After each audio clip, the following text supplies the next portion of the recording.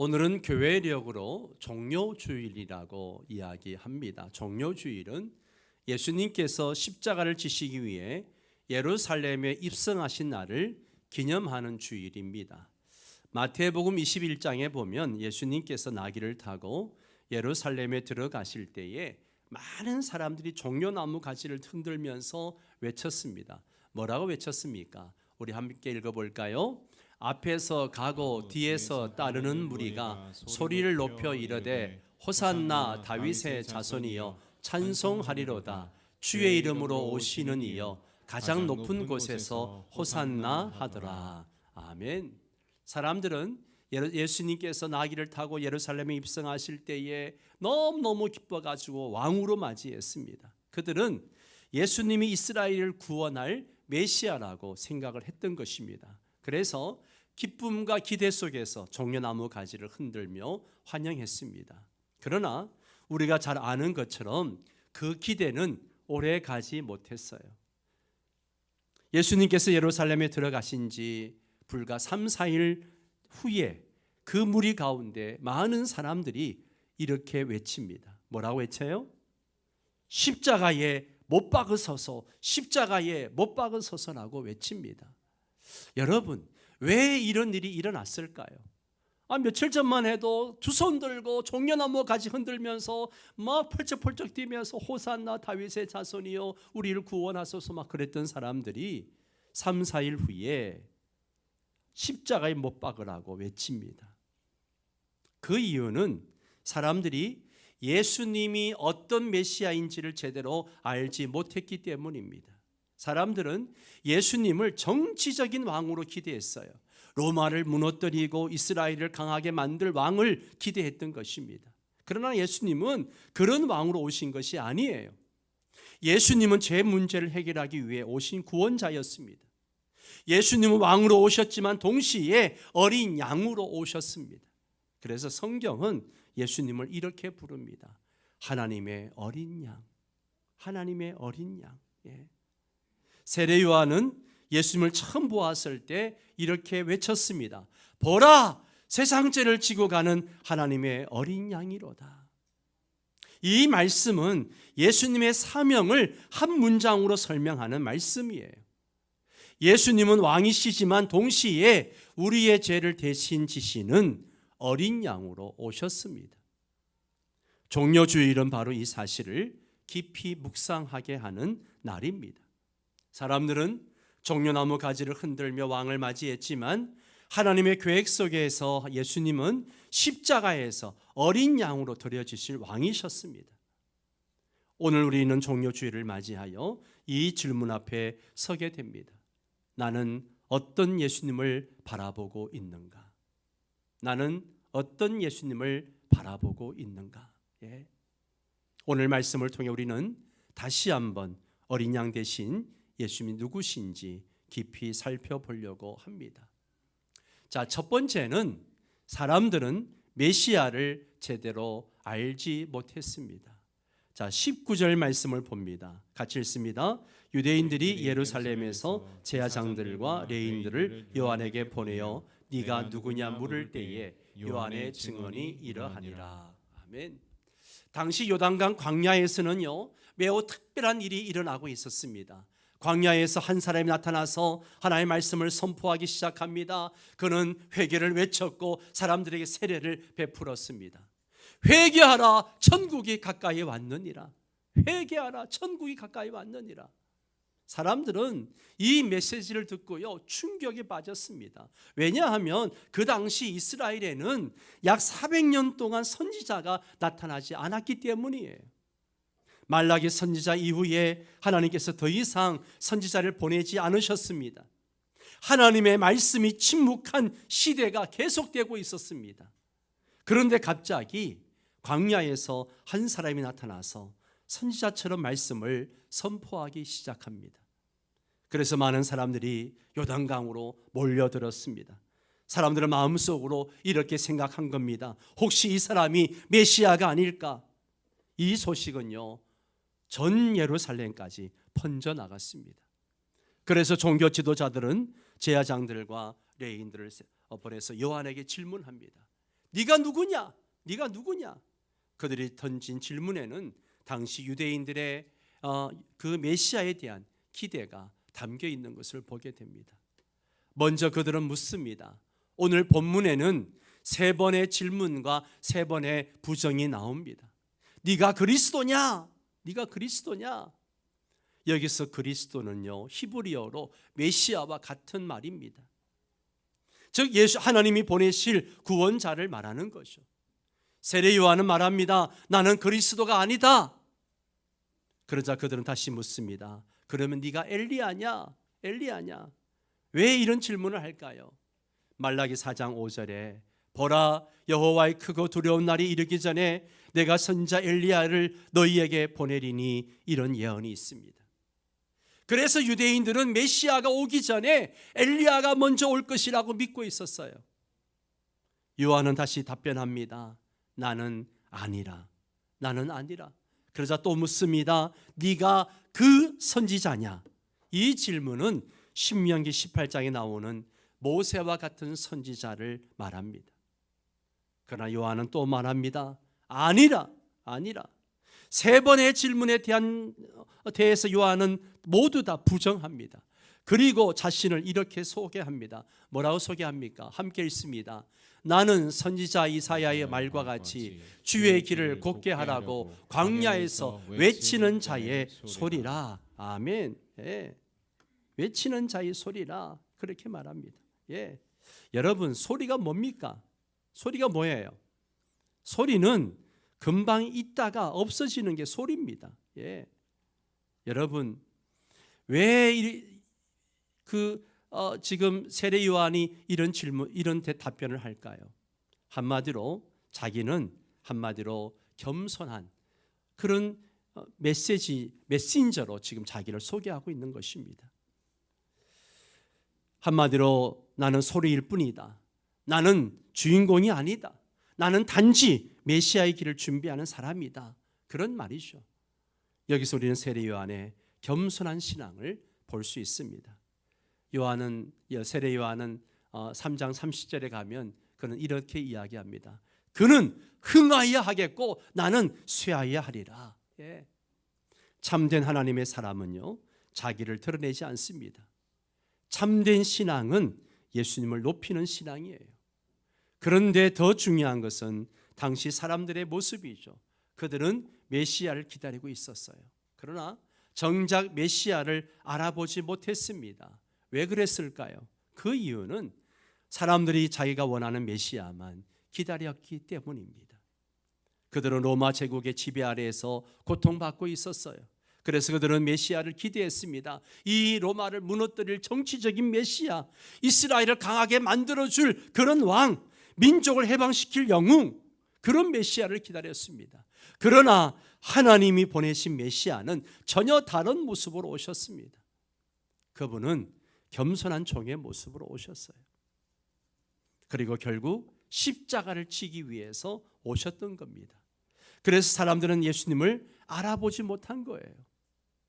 사랑하는 성도 여러분, 이 모습은 사실 오늘날 사람들의 모습과도 매우 비슷합니다. 오늘날도 많은 사람들이 자기가 원하는 예수를 찾고 있고 자기가 원하는 예수를 바라보고 있습니다.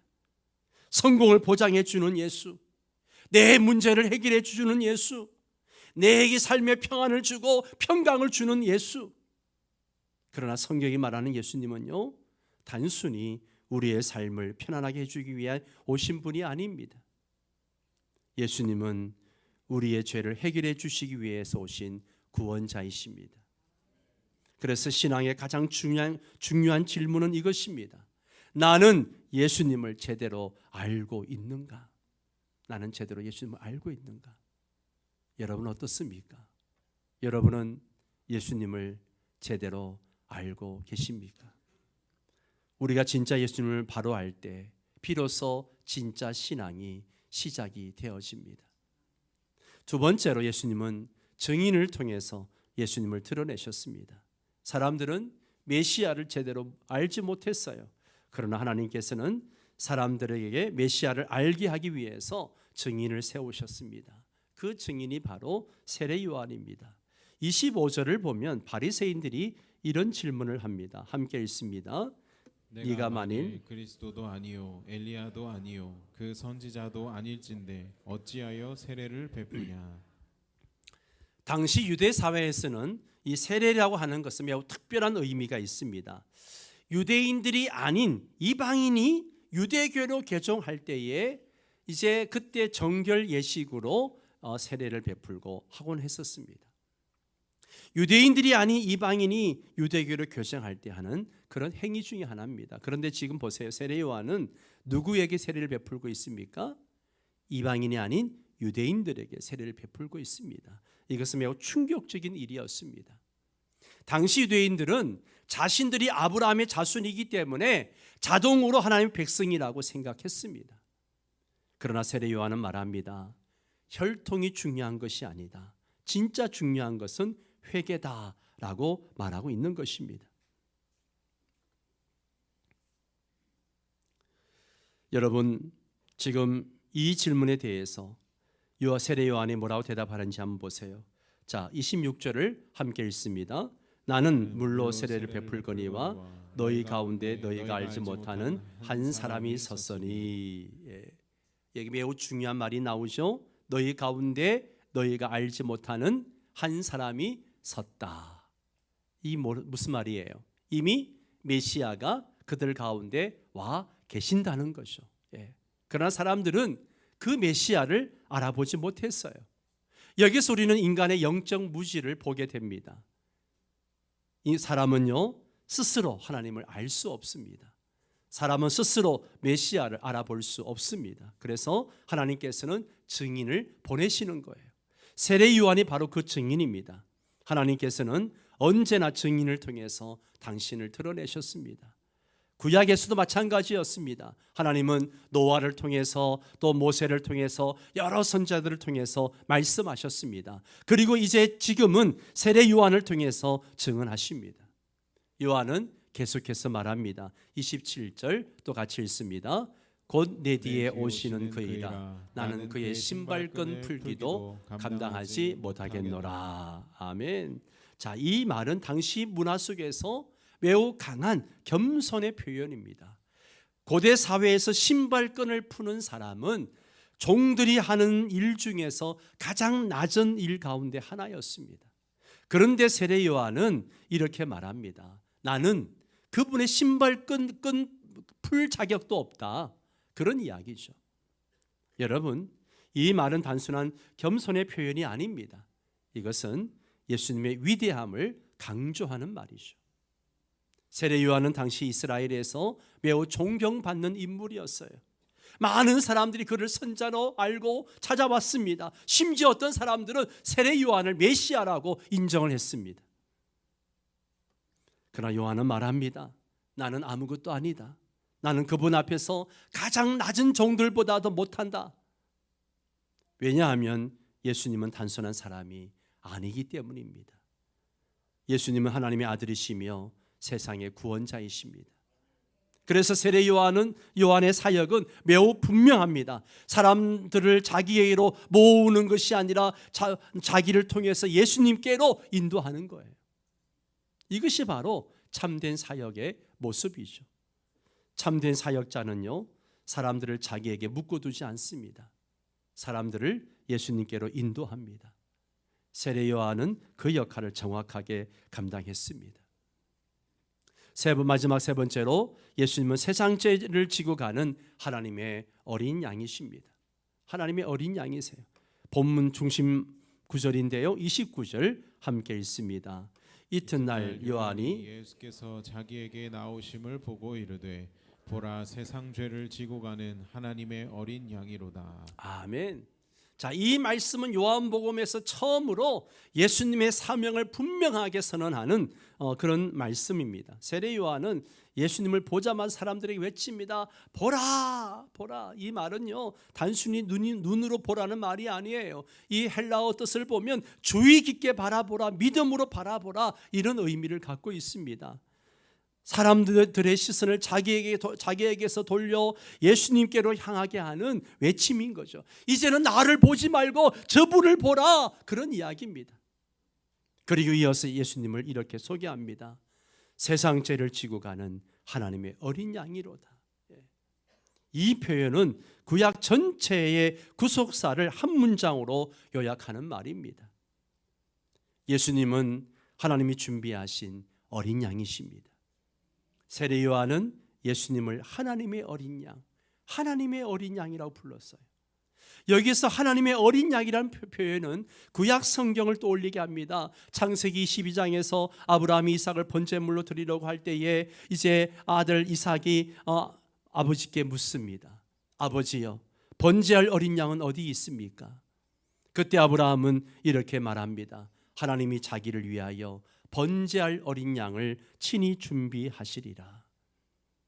이 말씀은 단순히 그때 그 사건만을 말하는 것이 아니에요. 궁극적으로 하나님께서 준비하실 참된 어린 양을 가리키는 말입니다. 세례 요한은 바로 그 약속이 예수님 안에서 이루어졌다라고 선언하시는 겁니다. 하나님이 준비하신 어린 양이 바로 이분이다 라는 말이죠. 예수님은 우리 죄를 대신 지신 하나님의 어린 양이십니다. 본문은 분명히 말합니다. 세상 죄를 지고 가는, 여기서 지고 간다라는 말은요 매우 중요한 의미를 가지고 있는데요, 이 말은 죄를 대신 짊어진다, 죄를 대신 담당한다, 이런 뜻을 갖고 있어요. 이사야 53장 5절 6절은 이렇게 말합니다. 그가 찔림은 우리의 허물 때문이요 그가 상함은 우리의 죄악 때문이라. 그가 징계를 받음으로 우리는 평화를 누리고 그가 채찍에 맞음으로 우리는 나음을 받았도다. 우리는 다 양 같아서 그릇 행하여 각기 제 길로 갔거늘 여호와께서는 우리 모두의 죄악을 그에게 담당시키셨도다. 예수님은 단순히 죄를 가르치신 분이 아니에요. 너희들 이거 죄다, 이거 죄다 이렇게 가르치신 분이 아니에요. 죄를 용서하라고 말씀만 하신 분도 아니에요. 예수님은 우리 죄를 대신 짊어지신 분입니다. 우리 죄를 대신 짊어지신 분이에요. 십자가에서 예수님은 우리 죄를 대신 지셨고 우리의 대신 심판을 받으셨고 우리의 형벌을 대신 감당하셨습니다. 그래서 십자가는 단순한 고난의 사건이 아니라 대속의 사건인 줄 믿습니다. 예수님은 세상의 구원자이십니다. 본문은 또 이렇게 말합니다. 세상 죄를 지고 가는, 여기서 세상이란 말이 매우 중요한 의미를 가지고 있습니다. 예수님은 특정한 민족만을 위한 구원자가 아니에요. 예수님은 유대인만의 구원자가 아니라 모든 민족의 구원자이십니다. 요한복음은 이 사실을 계속해서 강조합니다. 요한복음 3장 16절 하나님이 세상을 이처럼 사랑하사 독생자를 주셨으니, 예수님은 세상의 구원자이십니다. 그래서 누구든지 예수를 믿는 자는 죄 사함을 받고 새 생명을 얻고 영원한 구원을 받게 됩니다. 사랑하는 성도 여러분, 오늘 세례 요한은 예수님을 향하여 이렇게 외쳤습니다. 보라, 세상 죄를 지고 가는 하나님의 어린 양이로다. 이 선언은 단순한 소개가 아닙니다. 이것은 복음의 핵심입니다. 예수님의 사명을 가장 분명하게 드러내는 말씀입니다. 예수님은 단순한 왕이 아닙니다. 예수님은 단순한 기적의 주인공도 아닙니다. 예수님은 세상 죄를 지고 가는 하나님의 어린 양이십니다. 종려주일의 사람들은 예수님을 왕으로 환영했습니다. 그러나 하나님은 그 예수님을 십자가의 어린 양으로 준비하고 계셨습니다. 예수님은 예루살렘에 입성하실 때 이미 다 알고 계셨습니다. 자신이 어디로 가는지, 무엇을 위해 가고 있는지, 그 길 끝에는 십자가가 있다는 것을 알고 계셨습니다. 그리고 그 십자가에서 예수님은 우리 죄를 대신 지셨고 우리의 형벌을 대신 받으셨으며 우리를 하나님과 화목하게 하셨습니다. 그래서 우리는 오늘 다시 한번 이 고백 앞에 서게 됩니다. 보라, 하나님의 어린 양이로다. 사랑하는 성도 여러분, 이제 우리는 이 말씀을 들은 자리에서 단순히 듣는 것으로 끝나지 않습니다. 이제 우리는 그 어린 양의 은혜를 실제로 기억하고 참여하는 자리로 나아가려고 합니다. 곧 우리는 성찬에 참여하게 됩니다. 성찬은 단순한 의식이 아닙니다. 성찬은 복음을 눈으로 보고 손으로 만지며 마음으로 받아들이는 시간이 바로 성찬 시간입니다. 예수님께서 십자가를 지시기 전날 밤 이렇게 말씀하셨습니다. 이것은 너희를 위하여 주는 내 몸이라. 이 잔은 내 피로 세운 새 언약이라. 떡은 찢기신 주님의 몸을 의미합니다. 잔은 흘리신 주님의 피를 의미합니다. 바로 이것이 하나님의 어린 양이신 예수님의 희생입니다. 우리는 성찬을 통해서 무엇을 기억합니까? 우리는 우리의 공로를 기억하지 않습니다. 우리는 우리의 의로움을 기억하지 않습니다. 우리는 오직 우리를 위해 찢기신 몸, 우리를 위해 흘리신 피, 곧 하나님의 어린 양 되신 예수 그리스도를 기억합니다. 사랑하는 성도 여러분, 성찬은 단순히 과거를 기념하는 자리가 아니에요. 성찬은 나를 위해 죽으신 예수님을 믿음으로 다시 붙드는 시간입니다. 그 은혜를 현재적으로 누리는 시간이고 다시 오실 주님을 소망하는 시간입니다. 그러므로 우리는 이 시간 자신을 돌아보아야 합니다. 나는 정말 하나님 어린 양 되신 예수님을 믿고 있는가? 나는 여전히 내 힘으로 살려고 하고 있지는 않는가? 나는 여전히 다른 것을 의지하고 있지는 않는가? 사랑하는 성도 여러분, 이제 우리가 성찬에 참여할 때 단순한 형식이 아니라 믿음으로, 감사함으로, 그리고 경외함으로 이 자리에 나아가기를 바랍니다. 우리의 죄를 위해 몸을 찢으시고 피를 흘리신 하나님의 어린 양 예수 그리스도를 깊이 묵상하면서 이 거룩한 식탁에 참여하는 저와 여러분 되시기를 주의 이름으로 축원합니다. 이제 성찬 예식을 거행하도록 하겠습니다. 장로님들 나오셔서 준비해 주시기 바랍니다.